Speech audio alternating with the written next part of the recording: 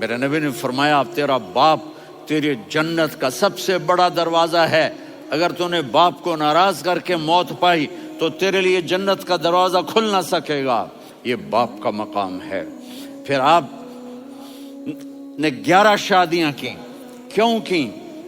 سنو حدیث، ما تزوجت وما زوجت الا بوحی من السماء نزل به جبریل، کہ میرے ساتھیوں سنو، اللہ کی قسم میں نے کوئی شادی اپنی مرضی سے نہیں کی، میرے اللہ نے فرمایا یہاں کرو، میں نے کی۔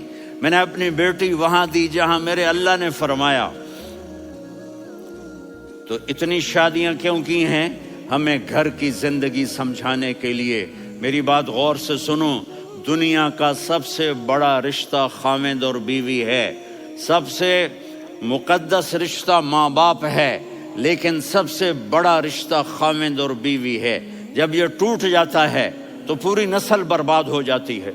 اس لیے آپ نے زندگی گزار کے دکھائی۔ آپ گھر میں جھاڑو دے رہے ہیں، آپ آٹا گوندھ رہے ہیں، آپ حضرت عائشہ کو لقمے بنا کے کھلا رہے ہیں، اور حضرت عائشہ کی دلداری کے لیے فرما رہے ہیں عائشہ، سننا حدیث طبرانی کی، عائشہ انہو لیہون علی الموت ان اریتک زوجتی فی الجنہ، عائشہ مجھے جب سے پتا چلا ہے نا کہ تو جنت میں میری بیوی ہے تو مجھے تو مرنے کا شوق لگ گیا ہے۔ اللہ کی قسم ہمیں سکھانے کے لیے تھا۔ جس نے اللہ کو دیکھ لیا ہو اسے عورت کی کیا خواہش رہ جاتی ہے۔ یہ ہمیں سکھانے کے لیے تھا کہ سب سے زیادہ عزت بیوی اپنے خاوند کو دے، خاوند اپنی بیوی کو دے۔ ہن لباس لکم وانتم لباس لہن، تمہاری بیوی تمہارا لباس ہے، اور اللہ بیوی سے کہتا تیرا خاوند تیرا لباس ہے۔ آپ نے 11 گھروں کو کس طرح آباد کیا، کس محبت سے کیا کہ 2 مہینے چولہا نہیں جلتا اور کسی کی زبان پر شکایت نہیں۔ یہ حسن سلوک، یہ محبت۔ حضرت عائشہ کی عمر تھوڑی تھی، جہاد کے سفر سے واپسی ہو رہی، تو آپ نے صحابہ سے کہا بھی چلے جاؤ سارے آگے چلے گئے، تو صرف آپ دونوں رہ گئے۔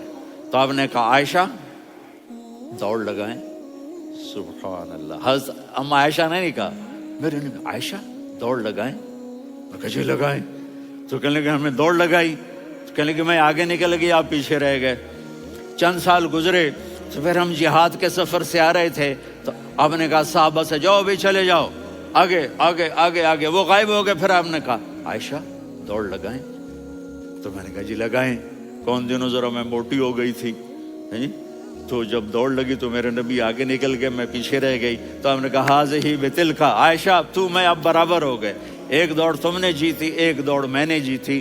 یہ ہمیں گھر کی زندگی سکھانے کے لیے تھا کہ گھر میں بیوی کے ساتھ کیسا ہونا چاہیے۔ اور عورتوں کے لیے کہا اگر میری شریعت میں سجدہ ہوتا تو میں بیوی سے کہتا اپنے خاوند کو سجدہ کرے، تاکہ ایک نسل تیار ہو، بیلنس زندگی گزارو۔ میں نے کل بھی کہا تھا، آج بھی کہہ رہا ہوں، امبیلنس لائف ہماری اولاد کو تباہ کر رہی ہے۔ میرے پاس پرسوں 30-40 لوگ آ گئے، وہ یہاں جو ایک سلمہ صاحبہ ہیں، سلمہ ہی نام ہے نا، سلمہ زاہد، تو ایک نے کہا جی یہاں ہم اولاد کے بارے میں بڑے پریشان ہیں، کیا کریں، کوئی ہمیں اس کا سلوشن بتائیں۔ میں نے کہا بہت آسان ہے، ماں اپنے بچے کو ٹائم دے، نصیحت کی بات نہیں کر رہا ہوں، ٹائم دے۔ میں نے کل آپ کو شکل بنا کے دکھایا تھا کہ میرے نبی حسن حسین کو کمر پہ بٹھا کے کمرے میں چکر لگاتے ہیں، اتنے بڑے ہستی، اتنے بڑے نبی، اور بچوں کے لیے وقت نکال رہے ہیں اور ان کو لے کر گھوم رہے ہیں۔ پھر دونوں بھائیوں کو اتار دیتے اور ان کی بہن زینب کو بٹھاتے اور پھر کمرے میں چکر لگاتے، پھر فرماتے تمہارا اونٹ کیسا ہے۔ ایک دفعہ آپ سجدے میں گئے، فرض نماز، فرض، اور سجدہ لمبا، اتنا لمبا ہوا کہ صحابہ سمجھے اللہ کے نبی فوت ہو گئے۔ عبداللہ بن مسعود فرماتے ہیں میں پہلی صف میں تھا تو میں نے یوں کر کے دیکھا بھی چکر کی ہے، تو دیکھا دونوں بھائی حسن حسین میرے نبی کی کمر پہ چڑھے ہوئے تھے اور میرے نبی نے سجدے سے سر نہیں اٹھایا۔ یہ کام کرو تو بچے تم سے پیار کریں گے۔ تم کہتے ہو بچے ہم سے ڈرتے نہیں، میں نے کل بھی کہا تھا ڈائن نہ بنو، ماں بنو، تھانے دار نہ بنو، باپ بنو۔ تو انہوں نے ایسے ہاتھ آگے کیا کہ میں بچوں کو نیچے اتاروں۔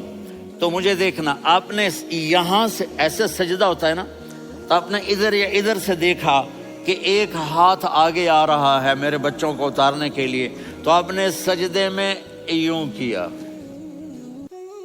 یہ دیکھ رہے ہو، وہ پیچھے ہٹ گئے۔ جب تک وہ خود نہیں اترے میرے نبی نے سجدے سے سر نہیں اٹھایا۔ اور جب نماز سے فارغ ہوئے تو ایک دم دونوں کو اپنی گود میں لیا کہ بِأَبِيهُمَا وَأَمِّي لَا تُؤْذُوهُمَا، میری جان قربان ہو ان دونوں پر، یہ میرے جگر کے ٹکڑے ہیں، انہیں دکھ نہ پہنچانا۔ کہ آپ دیکھ رہے تھے ایک زہر میں تڑپ تڑپ کے مارا جائے گا اور ایک کا سر کاٹ کے نیزے پہ چڑھایا جائے گا۔ آپ کو اولاد کی محبت، نبی جس دن آپ جا رہے تھے پیر 12 ربیع الاول 11 ہجری 611 عیسوی 6 جون، آپ نے ساری بیویوں کو بلایا، اطمینان سے ملے، رخصت فرما دیا۔ پھر داماد علی کو بلایا، ان کا سر اپنی گود میں رکھے، ان کے کمر پہ ہاتھ پھیر نہ۔ فاطمہ کو بلایا، ان کے کان میں کہا بیٹی میں جا رہا ہوں۔ وہ رونے لگیں، کہا رو نہیں، تو بھی جلدی میرے پاس آ جائے گی۔ 6 مہینے بعد صرف 24 سال کی عمر میں حضرت فاطمہ کا انتقال ہوا۔ پھر آپ نے علی کو بلایا، دعا دی، کہ پھر حسن حسین کو بلاؤ۔ جو ہی آپ نے ان کو یوں لیا تو آپ کے ایسے پانی کی طرح آنسو بہنے لگے، اس طرح کہ آپ آگے دیکھ رہے تھے کہ ایک بچے کا سر کٹ کے نیزے پہ چڑھ رہا ہے اور ایک زہر میں تڑپ رہا ہے، لیکن آپ نے تقدیر، اللہ کی تقدیر پر راضی ہو گئے۔ اور جبریل، تھوڑی دیر کے بعد جبریل آئے، یا رسول اللہ موت کا فرشتہ باہر ہے، اندر آنا چاہتا ہے۔ جہاں موت بھی پوچھ کے آئے، اس ہستی سے پیار نہ کریں تو اور کس سے کریں؟ ملک الموت بھی اجازت لے کر اندر آئے اور آ کر کہا السلام علیکہ یا رسول اللہ۔ آپ نے کہا وعلیکم السلام۔ کہا یا رسول اللہ آپ پہلی ہستی ہیں جنہیں میں سلام کر رہا ہوں، میں نے نبیوں کی جانیں نکالی، نیکوں کی، کسی کو سلام نہیں کیا، آپ پہلے ہیں جنہیں میں سلام کر رہا ہوں۔ یا رسول اللہ آپ پہلے ہیں جنہیں آپ کے رب نے کہا کہ میرے نبی سے پوچھ کے اندر جانا، بغیر پوچھے نہ جانا۔ آپ پہلی ہستی ہیں، میرے رب نے کہا آنا چاہیں تو لے آنا، رہنا چاہیں تو چھوڑ کے آ جانا۔ آپ نے فرمایا اگر میں کہوں تو میری جان نکالو گے؟ کہا جی نکالوں گا۔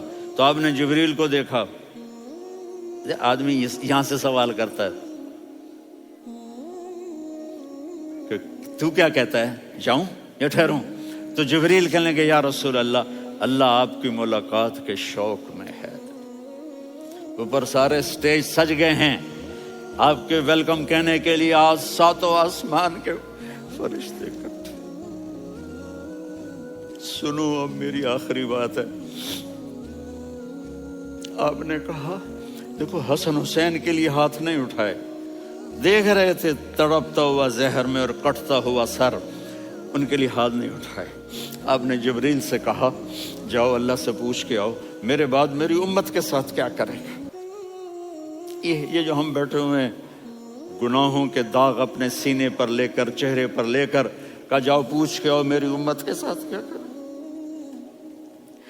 ملک الموت وہیں کھڑا رہا، جبریل واپس گئے اور وہاں سے پیغام آیا کہ میرے محبوب ہم آپ کی امت کو تنہا نہیں چھوڑیں گے۔ مجھے میرے رب کی عزت کی قسم، ٹائم بھی ختم ہو چکا ہے، میں آخری بات کر رہا ہوں، اگر اس وقت میرے نبی یہ اللہ کو نہ منواتے تو آج ہم بھی بندر خنزیر بن کے پھر رہے ہوتے۔ دعائیں دو اس کملی والے کو جو اپنا جگر کٹا گیا۔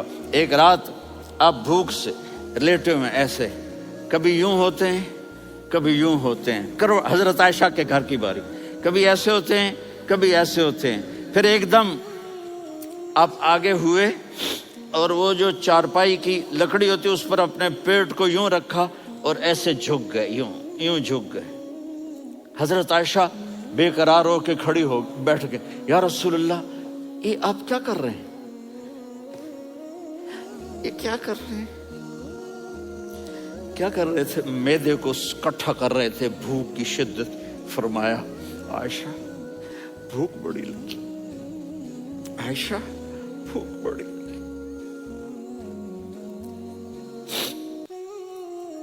جس کے لیے کائنات بنائی، عائشہ بھوک بڑی لگی۔ تو حضرت عائشہ رونے لگی، یا رسول اللہ، آپ یوں ہاتھ اٹھائیں گے اور آپ کے لیے سب کچھ آ جائے گا، آپ مانگتے کیوں؟ کہا عائشہ مجھ سے پہلے میرے بھائی انبیاء اسی فاقے میں گئے، میں بھی اسی فاقے میں اپنے رب سے ملاقات کروں گا۔ میرے عزیزوں، میرے بچوں، نوجوان بیٹھے ہو، بچیاں بچے، اپنا آئیڈیل اپنے نبی کو بناؤ، اپنا آئیڈیل اپنے نبی کو بناؤ، اور نبی والے اخلاق سیکھو، آپ کے گھر آباد ہو جائیں گے۔ برداشت کرنا سیکھو، معاف کرنا سیکھو۔ اب آپ کینیڈین ہو یا جہاں سے بھی ہو، اس پاسپورٹ کی عزت کرو، یہاں کے قانون کا احترام کرو، یہاں وائلیشن نہ کرو، جھوٹ نہ بولو، کسی کو دھوکہ نہ دو۔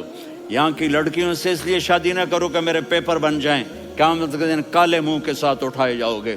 اور جو حکومت تمہارے لیے قانون بناتی ہے اس کو فالو کرو، ٹیکس کی چوری مت کرو۔ یہ گورنمنٹ تم پر لگاتی ہے، ہماری حکومتیں تو لگاتی نہیں ہیں، لیکن یہ حکومت تو تم پہ لگاتی ہے، تو اللہ کے واسطے چور نہ بنو۔ ٹیکس کی چوری بہت بڑی چوری ہے کہ سب آپ کے کاموں کے لیے استعمال ہوتا ہے۔